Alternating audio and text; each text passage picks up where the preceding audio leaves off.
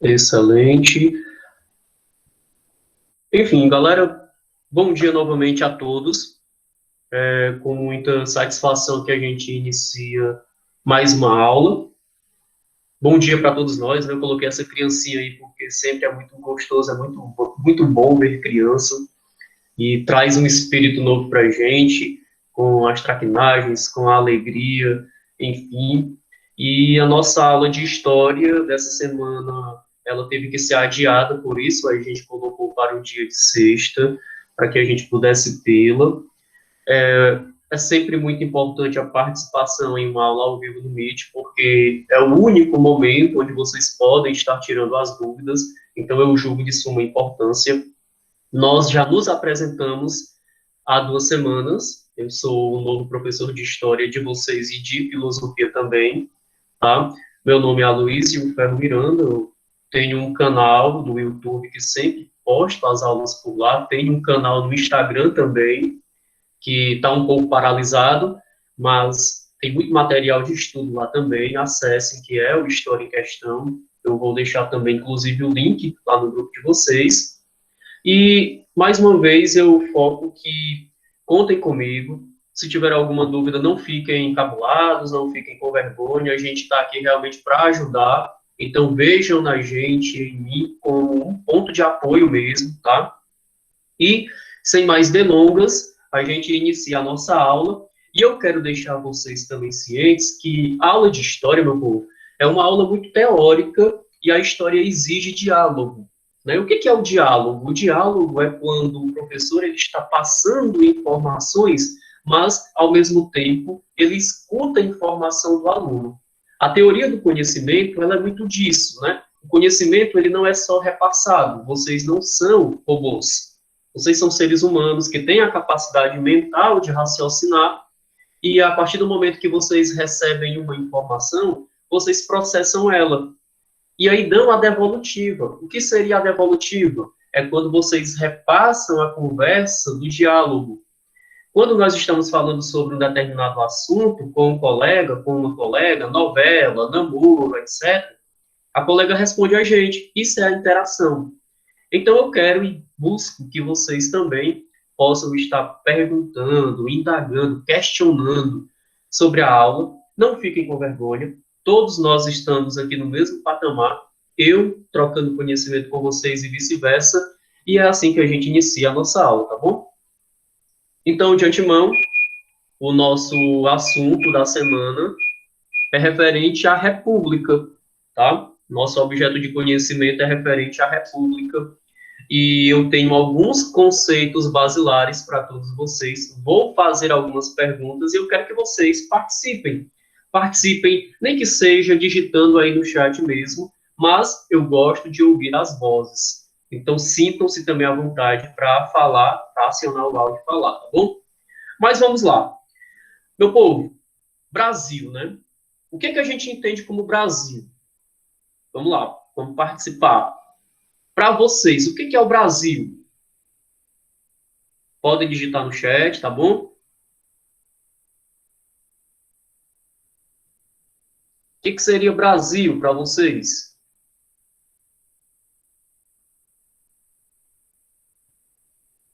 O nome do meu canal, Cauã, é História em Questão no Instagram e no YouTube é Aloysio Ferro, tá bom? Enfim, o levantamento que eu coloquei, a pergunta inicial para nós iniciarmos aqui o nosso assunto é: o que é o Brasil? Então, podem acionar o áudio ou podem estar digitando também aí no chat do Meet, tá? Vamos lá rapidinho para a gente iniciar, tá bom? O que seria o Brasil?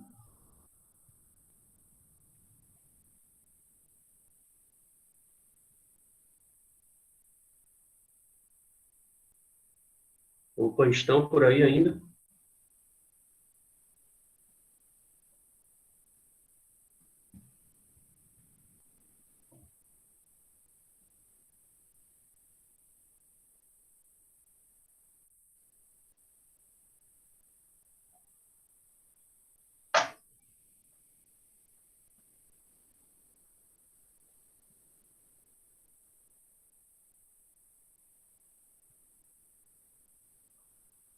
Gente, me deixa aqui sozinho, não. Vamos lá, Ayrton, Benedita, Cauã, Lisiane, Luiz, Valdira.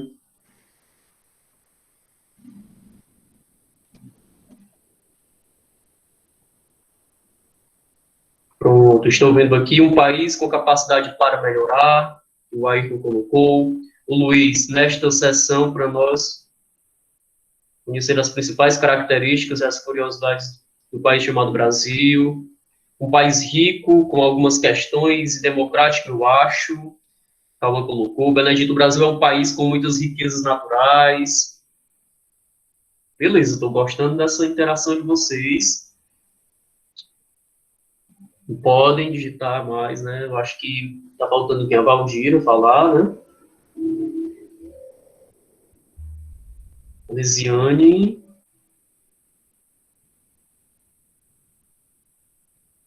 Podem ir colocando, tá?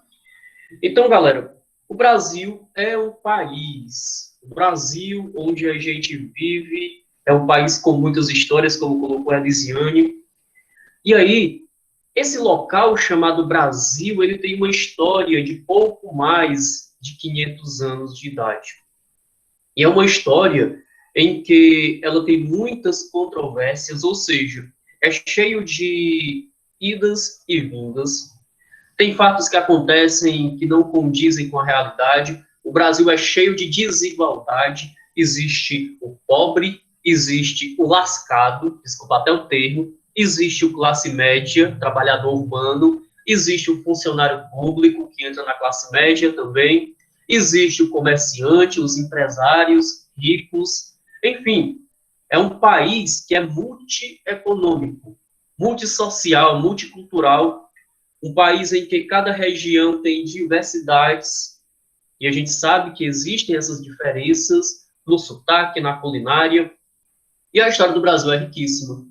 Só que do mesmo jeito que nós temos uma diversidade do povo do Brasil, nas classes sociais, nós temos também uma diversidade na história política do Brasil. Então, o Brasil ele foi dividido desde o início em algumas etapas, como, por exemplo, períodos de história do Brasil. O Brasil pré-colonial, o Brasil colonial. Logo depois, a independência trouxe a monarquia e o império para o Brasil. E, por último, a proclamação da República. Inclusive, esse objeto de estudo, República, é o que a gente vai ver com o principal foco agora. Nós iniciaremos com a República, e depois, dentro dessa República, a gente vai perceber que existiu República da Espada, de 2 governantes militares, República oligárquica, que é um período da República onde os grandes latifundiários, donos de terras, empresários do café, mandaram no Brasil. E em 1930, nós temos um carinha chamado Getúlio Vargas promovendo uma revolução, né, que alguns chamam de golpe, e ele toma o poder por meio dessa revolução armada e instaura uma nova república, que seria a República Varguista. E entramos, assim, na Era Vargas. Então, é um pouco disso que a gente vai falar, tá certo? Inicialmente aqui, vamos passar de slide, vamos falar de Brasil, né? E aí, por que essa senhorazinha está impactada no GIF? Galera, porque o Brasil, ele já foi colônia quando Portugal era o dono do Brasil. Portugal foi a metrópole que, nas grandes navegações, depois do Tratado de Tordesilhas, ocupou essa terra. Alguns falam erradamente, de forma bem complexa, que o Brasil foi descoberto. Não tem nada de descoberto aqui. Já existiam pessoas morando aqui que eram os indígenas. E Portugal veio dominar, veio colonizar, veio, sobretudo, explorar essa terra, comandando lá da Europa o Brasil, que era uma colônia de Portugal, lá pelo sistema mercantilista. Para não complicar, resumindo, o Brasil era uma terra onde Portugal mandava e explorava, tirava riqueza daqui. Riqueza como? O pau-brasil, que tirava do pau-brasil uma tinta vermelha, riquezas como o próprio ouro, a plantação da cana-de-açúcar para fazer o açúcar, depois o café, enfim, uma vasta terra em que Portugal usufruía dela. Depois de alguns movimentos, nós tivemos em 1822 a formação da independência do Brasil, tá? E com essa independência nós temos a família real que vem antes para o Brasil, em 1808, constrói uma base autônoma de indústrias no Rio de Janeiro, urbanização, né, biblioteca pública, enfim. Logo depois dessa época, nós temos, em 1822, Dom Pedro I, aquela imagem simbólica dizendo independência ou morte. Eu não vou esticar muito essa história, mas o fato é que depois da independência, o Brasil foi transformado em uma monarquia. Vamos desconstruir a palavra. Monarquia. Mono de um, arquia, governo. O Brasil passou a ser o governo de uma pessoa só, que seria o imperador, Dom Pedro I. Era uma monarquia. Naquela época, o rei tinha poderes quase que ilimitados e ele podia fazer o que ele bem entendesse. O império dava para o rei, imperador, para o monarca, o poder quase que total. Existiam 4 poderes no Brasil. Na época do Império, nós tínhamos o poder legislativo, deputados, senadores que criavam leis, o poder que era chamado de judiciário, os juízes que julgavam os casos de crimes, e o poder executivo, que era o primeiro-ministro, que administrava e tal. No entanto, sobretudo, existia um poder, na época do Império, que ele era soberano, ele estava acima de todos, que é o que nós chamamos de poder moderador. É o poder do imperador. Tudo que fosse decidido no judiciário, no legislativo, no executivo, meu filho, se o rei decidisse que não queria, ele barrava. Ele dizia assim, ó, legislativo não manda em nada, judiciário não manda em nada, executivo é mandado por mim, ou seja, eu que decido, eu que modero. Então o imperador tinha esse poder quase que sobrenatural. O cara mandava em tudo. Se o judiciário mandasse prender alguém, o rei, se ele quisesse, ele mandava soltar. Então, esse poder existia no Império. Tá? No entanto, depois que Dom Pedro I vai para Portugal, em uma crise sucessória, tentando assumir o trono de Portugal, ele deixa no Brasil um rapaz muito novo, um filho, que era o Dom Pedro II, Pedro de Alcântara. E o Pedro de Alcântara, depois de todo o contexto, ele teve que assumir com 14 anos de idade. Ele era menor, né? Menor de idade, como sempre falo. E aí, ele começa a governar muito cedo, certo? Mas Dom Pedro II, ele tem um governo muito grande, no entanto, todo governo inicia, tem seu meio e tem seu fim. O Dom Pedro II, ele consegue ficar no trono até 1889. Em 15 de novembro de 1889, nós tivemos o que chamamos de Proclamação da República. Então, galera, eu fiz esse início, tá? Eu sei que é muita informação, mas não se preocupem, é apenas para a gente ter ideia do que a gente vai falar, como a gente vai falar. E a pergunta que eu faço, deixo a vocês agora, à vontade para comentar no chat ou falar no áudio, tá? Conseguiram entender o que eu acabei de explicar? E digite o que vocês entenderam, tá bom? A Benedita disse que vai ter que sair. Tudo bem, Benedita, sem problema, tá? Da próxima vez eu vou tentar marcar em outro horário. Vamos lá, e os demais? Deu para compreender direitinho?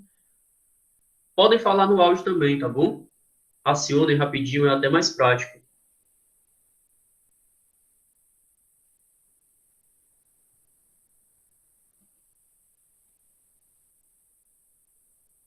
Hum.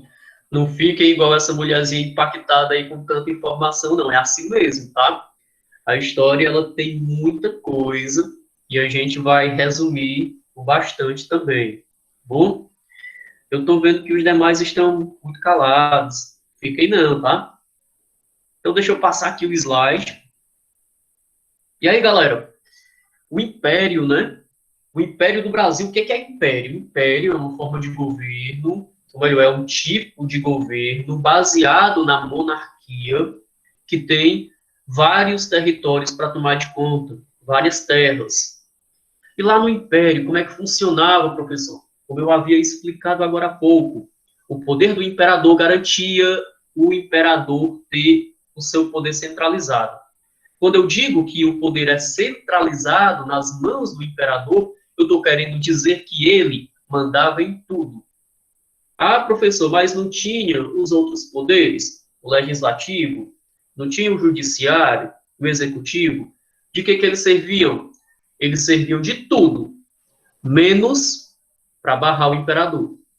O imperador tinha um poder acima deles, que era justamente esse poder moderador, tá bom?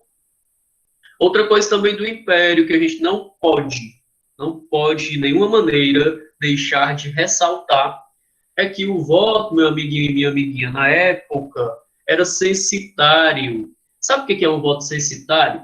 É um voto baseado no censo que mostra a renda. Sabe o que é renda?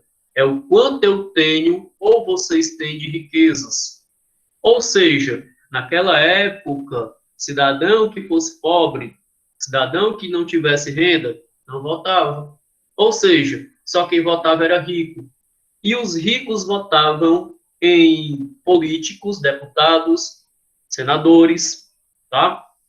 Que representassem os seus direitos. Ou seja, ninguém estava ligando muito para pobre, não. Eles estavam poucos lixando para pobre, infelizmente. Isso aumentava a desigualdade, porque só quem era visto nas leis era o rico. Prisão, na maior parte, pobre, porque o rico era protegido. Salários, para pobre não existia. Se existisse, era o mínimo, que nem era padronizado, e o patrão pagava como quisesse. Então, o Império tinha disso. Ah, professor, então, mas pelo menos tinha voto, né? Eles escolhiam o imperador? Negativo. O Império era uma dinastia. Se o rei chegasse, o imperador chegasse a morrer, o seu filho assumiria. Ou seja, era uma dinastia, ninguém votava para escolher o imperador. O que acontecia era que os ricos votavam para escolher os deputados e alguns senadores. E tem outra coisa também. Uma vez que o cara era eleito para senador, ele nunca mais deixava de ser senador, a não ser que ele morresse. O senador era vitalício, só perdia o cargo depois da morte dele. Então, nessa época era muito bom, né, pro bichão. Mas, enfim. Os fazendeiros, como está dizendo na lâmina do slide, dependiam do trabalho escravo. O Brasil sempre foi, no Império, um país escravagista, né? Uma situação muito mórbida do Brasil, muito triste. Os negros foram capturados em seus locais da África, trazidos para o Brasil. Eles eram punidos, eles eram açoitados, eles eram torturados, eles morriam e eles não tinham direitos a nada. Eles viviam apenas trabalhando e sendo chicoteados. Ah, professor, mas isso é só a historinha do livro? Não, é verdade. Hoje, o Brasil é um país altamente preconceituoso porque nós temos uma cicatriz de uma ferida muito grande que foi a escravidão. E a cicatriz se chama racismo, preconceito e discriminação. Então, o Brasil foi um país essencialmente de mão de obra escrava. E o café passou a ser o principal produto da exportação do Brasil no final do Império. Tá bom? Galera, até aqui há alguma dúvida? Sim ou não? Se tiverem dúvidas, podem falar, tá certo?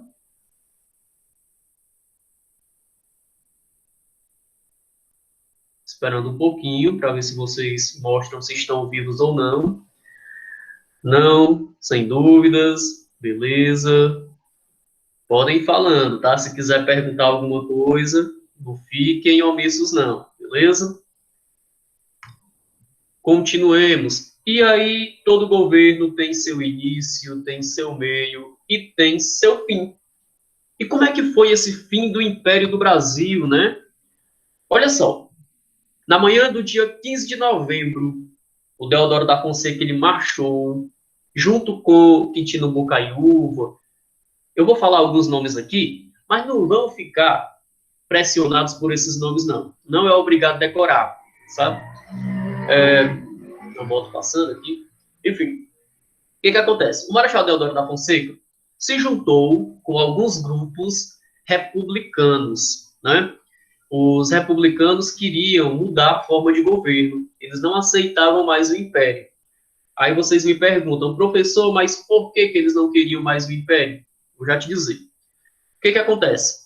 Os fazendeiros do Brasil, eles tinham escravos. Era a mão de obra deles. E aí, olha o que vai acontecer. Desde 1850, o Brasil vinha passando por leis fortes e muitas manifestações, né, e pressões da Inglaterra para acabar com a escravidão, para deixar os negros livres. Só que os fazendeiros, meus amigos e minhas amigas, não queriam. Ora, o cara tinha um escravo que era mão de obra gratuito dele, ele não pagava nada. Ele só pagava para comprar o escravo. Ele não pagava salário. E aí, a princesa Isabel, um ano antes da proclamação, assina a chamada Lei Áurea. Sabe o que é a Lei Áurea? É a lei que dá a alforria para todos os negros escravos. É a lei que dá a liberdade. A princesa Isabel assina essa bonitinha, essa lei. Ora, mas rapaz, depois que ela assina a lei, os donos de escravos ficam pé da vida. Eles ficam com raiva do império. Por quê? Além de eles perderem a mão de obra, a princesa Isabel não estava pagando a indenização para eles. O bichão tinha escravo, o tráfico humano, e eles queriam assim, ei, governo, ei, império, se tá tirando o escravo de mim, tu tem que me pagar a indenização porque tá tirando o escravo, tá dando a liberdade. Então eles queriam isso. Mas a princesa Isabel não queria dar essa indenização, beleza? Aí o que ocorre? Outra questão muito importante também. Aconteceu uma guerra, né?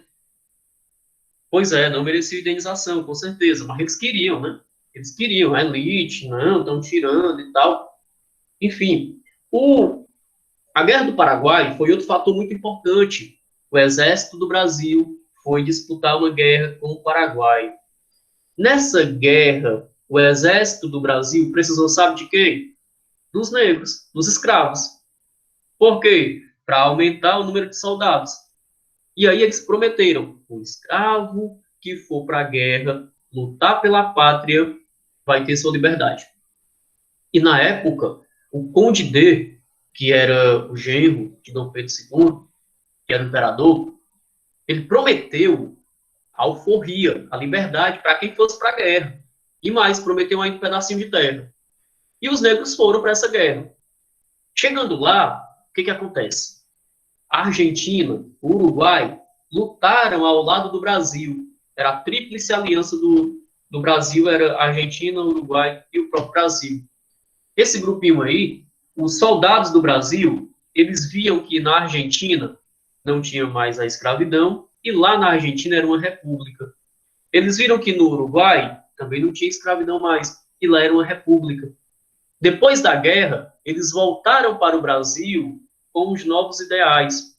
Olha o que o exército dizia. Ora, veja bem, se a gente foi para a guerra, colocou a vida em risco, protegeu a pátria, quem tem que estar na política do Brasil é o exército, porque é o exército que luta. Olha a ideia dos caras, né? Outra coisa também que eles passaram a defender. O escravo negro foi para a guerra. Ele deu a vida dele para ir para a guerra. Ele arriscou, muitos morreram. Então, mais do que merecido, dá liberdade para eles. E outra, existia uma corrente da época chamada de positivismo. Sabe o que o positivismo dizia? Dizia que um país só iria para frente se ele tivesse amor no princípio, ordem como meio e progresso como fim. É por isso que lá na bandeira do Brasil tem um lema positivista chamado de ordem e progresso. O positivismo acreditava que o Brasil só iria para frente se tivesse valorização na indústria, se deixasse os industriais, empresários, comandarem a política econômica, sem o imperador, sem o governo estar influenciando. E o positivismo dizia que era para existir autonomia para os empresários e industriais, liberdade para eles fazerem o que quiserem de investimento, tá? Então, o positivismo dizia isso. E mais, o positivismo dizia que os soldados do exército, eles deveriam participar da política, porque eles são os únicos responsáveis pela ordem. E o progresso só poderia vir dos grandes industriais, dos grandes latifundiários. Então, a política positivista influencia no Brasil para a proclamação da República. É por isso que na nossa bandeira hoje, a bandeira da República, ela tem ordem e progresso. É um fruto positivista. E aqui, o que acontece? O Marechal Deodoro da Fonseca, junto com um grupo, um pequeno grupo de militares, de republicanos, eles estavam chateados também porque o exército estava sendo censurado pelo Império. O imperador, com o Visconde de Ouro Preto, que era o representante do imperador, ele proíbe os soldados militares de irem para os jornais e falarem sua opinião. Eles estavam proibidos de dar opinião política. Então, eles ficam, chateados com isso, e vão até o Visconde de Ouro Preto, prendem ele, né?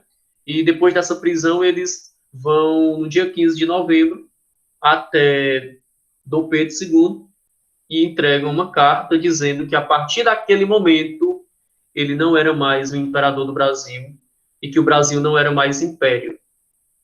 E aí, esse grupo de 500 pessoas, mais ou menos, vão até ali as ruas, né, lá no Rio de Janeiro, e eles dão a República como proclamada. Ou seja, a República foi proclamada. Só que um detalhe muito importante: depois que a República foi proclamada, eles deram 48 horas para Dom Pedro II renunciar e ir para o exílio, ir embora para a França, né? E a República do Brasil foi proclamada, mas o povo não sabia.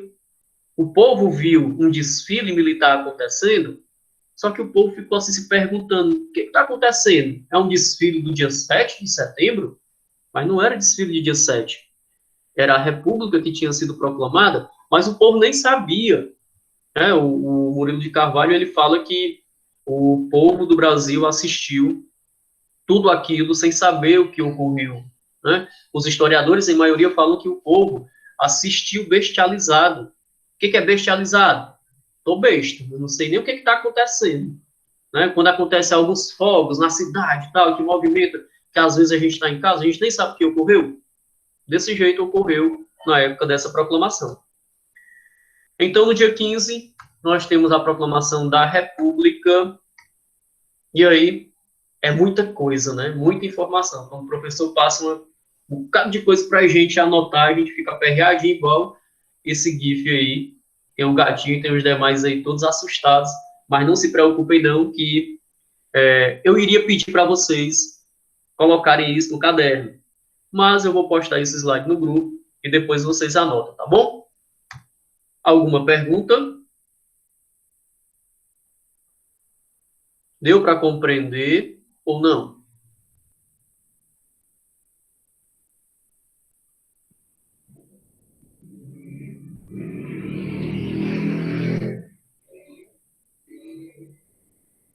E aí, gente, perguntas? Sim ou não? Podem ir colocando aí, tá? Carlos Calma disse que deu para entender, beleza. A influência teórica, né, como já foi citado a vocês, a filosofia positivista da França, de um cara chamado Auguste Comte, que dizia que só os militares poderiam dar a ordem, só os industriais, empresários poderiam trazer o progresso com a liberdade para a indústria. Então, assim, eles acreditavam que a elite industrial e o exército poderiam trazer o progresso e a ordem para o Brasil, como já foi citado, tá bom? Vou passar rapidinho aqui porque é uma informação que já foi dada.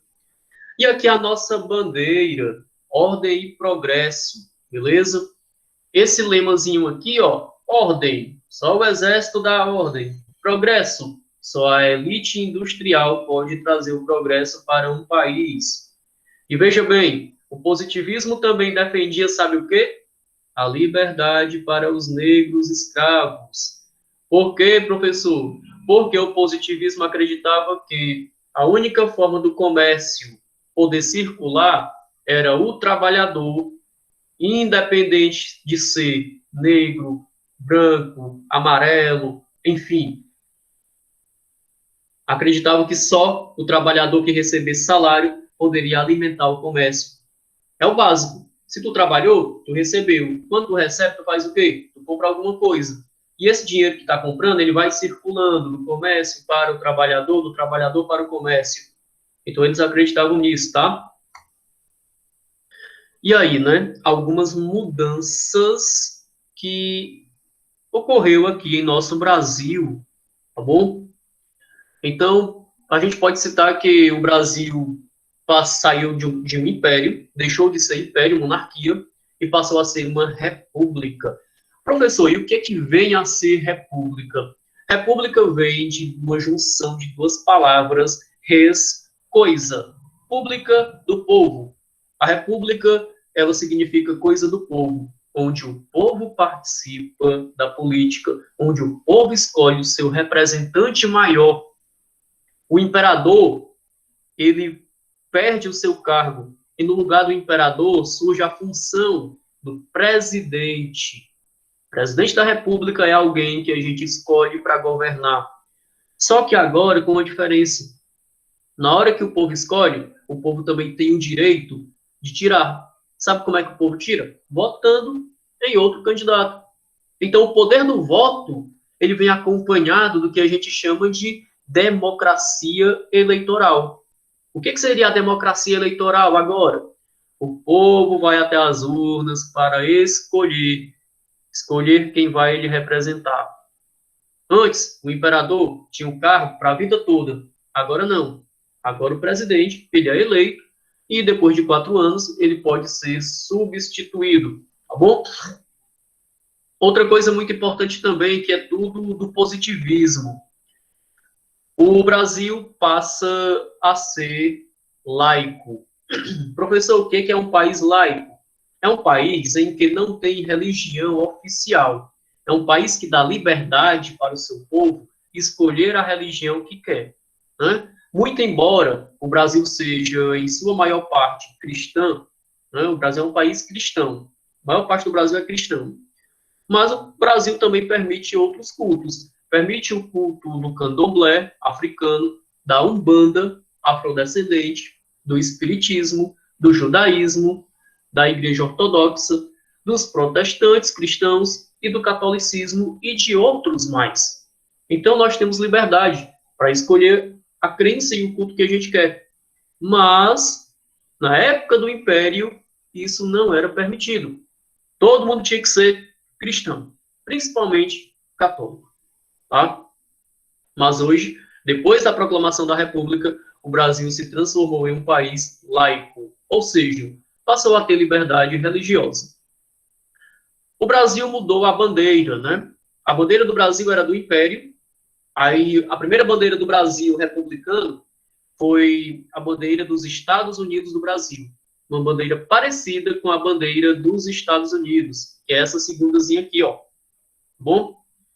E depois veio a bandeira que a gente conhece hoje, que é a bandeira do Ordem e Progresso, né, da proclamação da República e do positivismo do Ordem e do Progresso, tá bom? Então essas são as mudanças que ocorreram. Mais mudanças. Os estados, né? O Brasil deixa de ser um país império de províncias e cada estado passa a ter sua autonomia. Cada estado do Brasil vai ter o seu próprio presidente, que é o governador do estado. Cada estado do Brasil vai ter sua própria constituição, que é as suas leis, né? Então, tem essas mudanças que ocorrem. E aqui eu coloquei na lâmina, ó, os estados passam a ter uma ampla autonomia econômica e administrativa, tá bom? O estado poderia elaborar as suas próprias leis, suas próprias constituições, eleger seus próprios governadores, que eram os presidentes do estado, contrair empréstimos no exterior. Por exemplo, hoje, se o Ceará quiser fazer um empréstimo com a Inglaterra, pode, sem pedir permissão para o presidente da República. Perdão. Então, essa autonomia foi dada, tá bom? E aí, lembram que lá no Império existia o poder moderador, que era do imperador, né, um poder ilimitado? Pronto. Com a proclamação da República, não vai ter mais isso, não. Vão ter 3 poderes e cada um com sua autonomia. O legislativo, que cria as leis, que vai ser o Senado e os deputados, né, a gente vota e eles terão um mandato de 4 anos, depois a gente vota novamente. O executivo, que é do presidente da República, que a gente vota para escolher e depois tem a oportunidade de votar de novo. Os governos dos estados e os prefeitos também, na unidade do município. E o judiciário, né, que são os juízes, que é o Supremo Tribunal Federal, que eles conseguem esses cargos de juízes por meio de um concurso. Eles têm que fazer a prova para passar. Então, essa divisão dos poderes, ela deu mais autonomia para o poder do Brasil. E aí, uma coisa preocupante, né? O GIF aí mostra o cachorrinho e a ovelhinha preocupados, né? Galera, o Brasil foi proclamado como república, mas lá no início da República do Brasil, a desigualdade ainda era enorme. Olha, mulheres não podiam votar, não eram consideradas cidadãs, eram discriminadas, tá bom? Analfabetos não podiam votar, eram excluídos. A pessoa não tinha estudo e aí por isso era excluída da participação política, né? Mendigos, morador de rua, não podia votar. Quando eu digo que o morador de rua não pode votar, eu estou querendo dizer que eu só aceito para votar quem for do padrão da elite, da classe média. Então eu estou excluindo soldados, soldados como, por exemplo, um cabo militar não podia votar. E os padres também não podiam votar, ou pastores. Então vejam, a República foi proclamada, mas ainda era um governo de ricos, porque a maior parte da população não podia participar. Mulheres não podiam, os padres não podiam, soldados não podiam, mendigos não podiam e os analfabetos. Ora, o cara tinha culpa do Estado não ter ofertado educação para ele, e assim ele era excluído, infelizmente, né? E aí, galera, a gente chega ao final e eu agradeço pela atenção de todos, como os Minions aí. Eu deixo espaço aberto para perguntas e a gente não concluiu ainda, que eu tenho ainda um joguinho aqui para a gente, tá? Mas sintam-se à vontade para perguntar ao final da aula, tá bom? Deu para compreender? Sim ou não?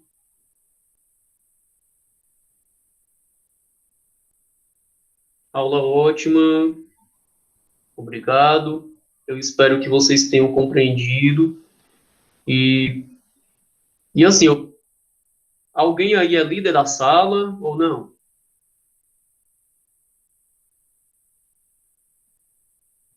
Pronto, Valdira. Valdira, tire só o print, tá bom? Aí da participação de vocês e do slide aí, só do início, e poste lá no grupo depois, tá certo? E eu vou colocar, enquanto a Valdira vai tirando os prints, para eu ver a frequência e tudo, a gente vai brincar um pouquinho aqui da proclamação da República.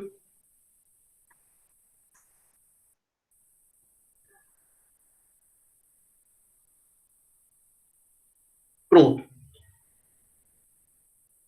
Agora eu vou querer que vocês acionem o áudio, tá? Vamos lá. Qual é a data da proclamação da República? Dia 20 de maio de 1889, dia 15 de novembro de 1889, dia 3 de novembro de 1889, dia 3 de janeiro de 2019. Qual dessas é correto?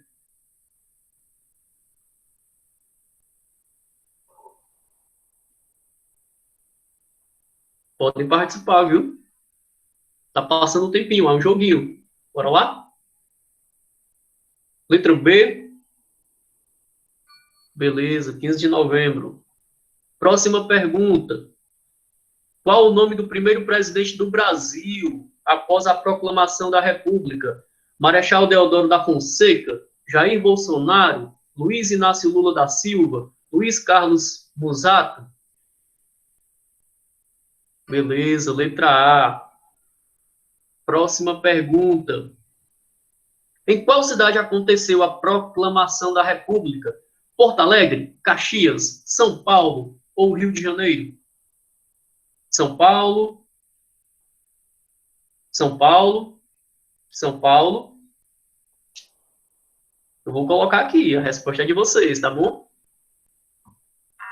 Infelizmente erraram, é Rio de Janeiro a resposta correta, tá bom? Próxima pergunta.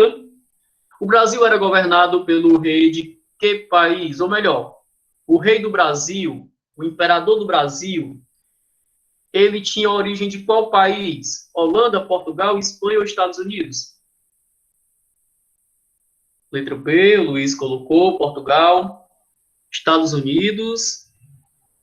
A família real do Brasil era de onde?